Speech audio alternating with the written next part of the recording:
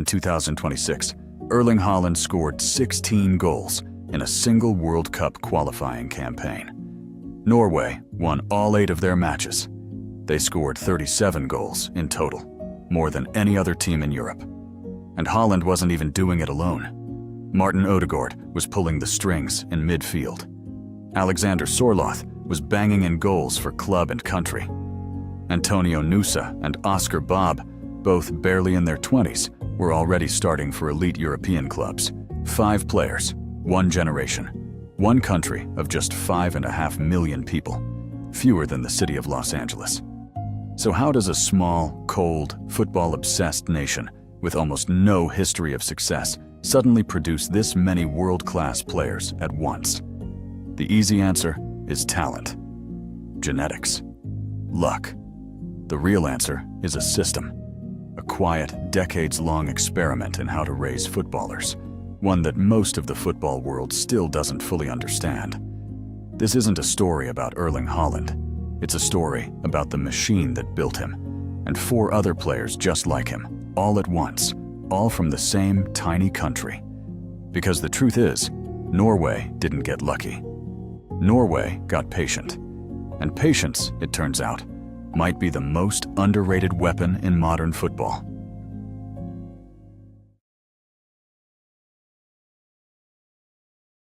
Norway should not be a football nation.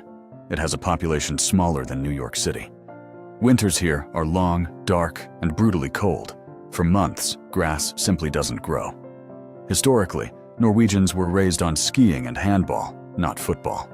And for a while, Norway did have a moment. In the 1990s, under manager Egil Drillo Olsen, Norway climbed to number 2 in the entire world.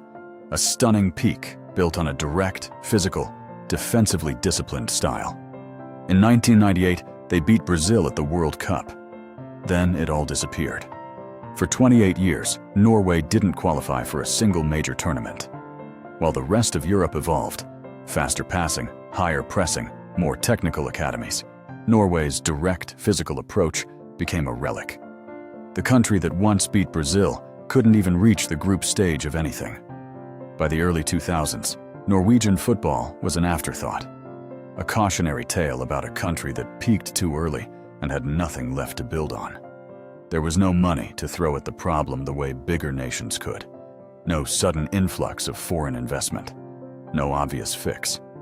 If Norway wanted to compete again, it couldn't simply copy what Spain or Germany were doing. It had to build something entirely its own, something suited to a small, scattered population and a climate that fights you for 6 months of the year. So, quietly, Norway stopped trying to fix the national team. It started rebuilding childhood football instead. So what changed?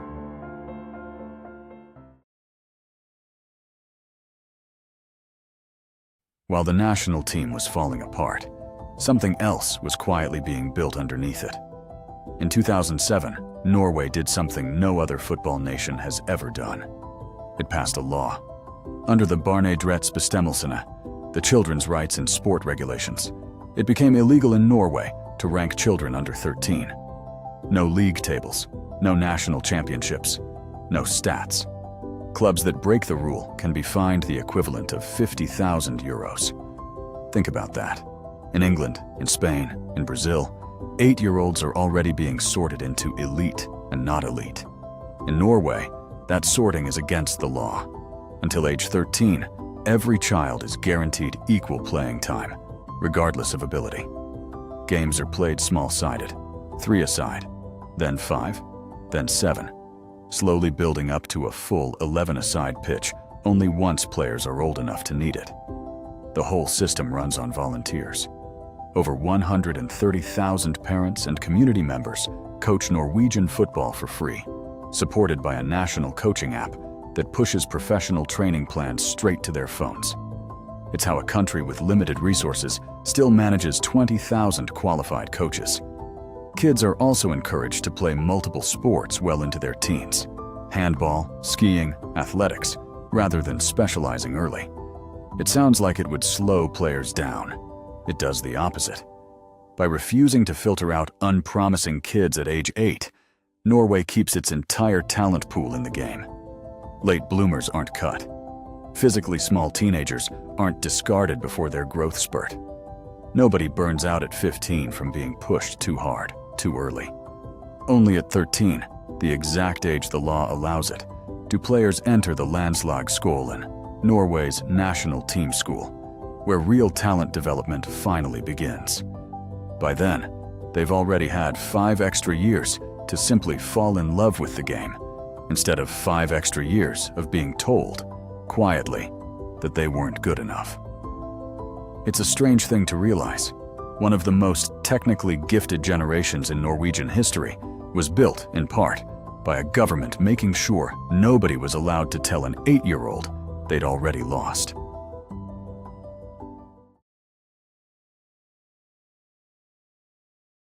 Here's the part that surprises people. For all its warmth and community spirit at the grassroots level, the top of Norway's pipeline is one of the most data-driven systems in world football. In 2026, the Norwegian Football Federation partnered with Kitman Labs to unify player data across all 18 regional districts and nearly 2,000 clubs into a single national platform. From age 12 onward, every promising player's physical stats, coach evaluations, and development history are tracked and centralized, nationwide. Norway also mandates something almost no other federation does: a compulsory growth and maturity course for coaches, teaching them how to manage teenagers through unpredictable growth spurts without wrecking their bodies. And then there's the psychology. At Bodo Glimt, a club so far north, it sits above the Arctic Circle, where youth teams sometimes drive 15 hours just to play a match. Players train mental composure the way they train their legs. The club brought in a former military fighter pilot, Bjorn Mansverk, to teach breathing techniques used by combat pilots under extreme pressure. Before matches, instead of hype speeches, players sit in silence with their eyes closed, running 5-minute breathing routines. Composure, in other words, isn't treated as a personality trait some players are lucky to have. It's treated as a skill, one that can be taught. Even the club's youth setup reflects this philosophy of the whole person over the pure athlete. Bodo Glimt's under-15s have spent pre-season visiting elderly care homes, part of a sustainability pledge built around empathy and community, not just fitness testing. It's an unusual combination: a federation that legally protects children from pressure at age 8, and a professional club teaching 16-year-olds fighter pilot breathing techniques at 17. But that's precisely the point. Norway isn't choosing between the human side of development and the scientific side. It's running both simultaneously at national scale. Norway didn't just widen its talent pool, it found a way to multiply it, using data, science, and psychology to extract more out of a smaller population than almost anyone else on Earth.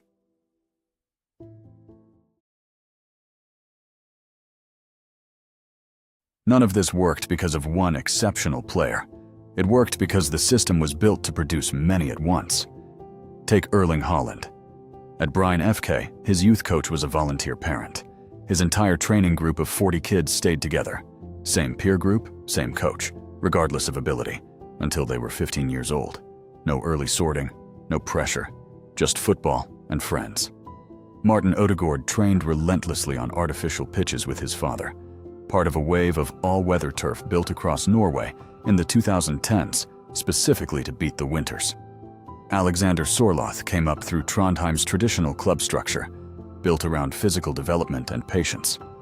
Oscar Bob sharpened his decision-making in Oslo's competitive small-sided leagues before moving abroad at just 16. Antonio Nusa spent his earliest years at a grassroots club before joining an academy at exactly 13. The precise moment the law says elite development is allowed to begin. 5 different paths. 1 shared blueprint. All 5 were born between 1998 and 2004, the first generation to grow up entirely inside the post-2007 system.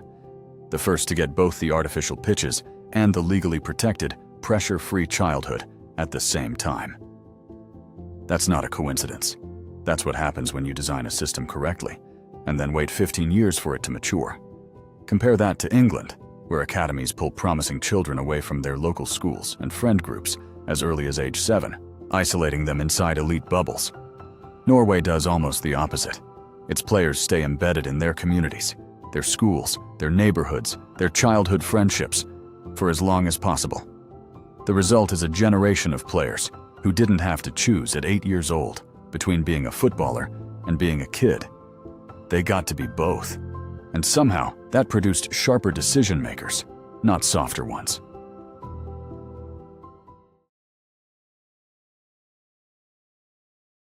For years, nobody outside Norway was paying attention. Then, in 2026, Norway won every single one of their 8 World Cup qualifying matches. 37 goals scored, the most of any team in Europe. A 28-year absence from the World Cup, finally over. Analysts stopped calling Norway a plucky underdog playing Route 1 football. This wasn't the direct, physical Norway of the 1990s anymore. This was a technically fluent, possession-comfortable, golden generation, one capable of controlling matches against genuinely elite opposition. As Kitman Labs founder Stephen Smith put it, Norway had become one of the most exciting stories in world football, succeeding at national team level, improving at club level, and producing some of the most influential young players anywhere in the game. The 2026 World Cup draw placed Norway in a group with France, Senegal, and Iraq, a genuine test against nations with far deeper football histories. But for the first time in almost 30 years, nobody is predicting an easy Norwegian exit. When the final whistle blew on their qualification campaign, Ullevål Stadion in Oslo erupted. A stadium full of people who had waited 28 years to feel this again. Somewhere in that crowd were fans old enough to remember beating Brazil in 1998, watching a new generation do it all over again, in a completely different way. Norway is no longer waiting to be taken seriously. It's being studied.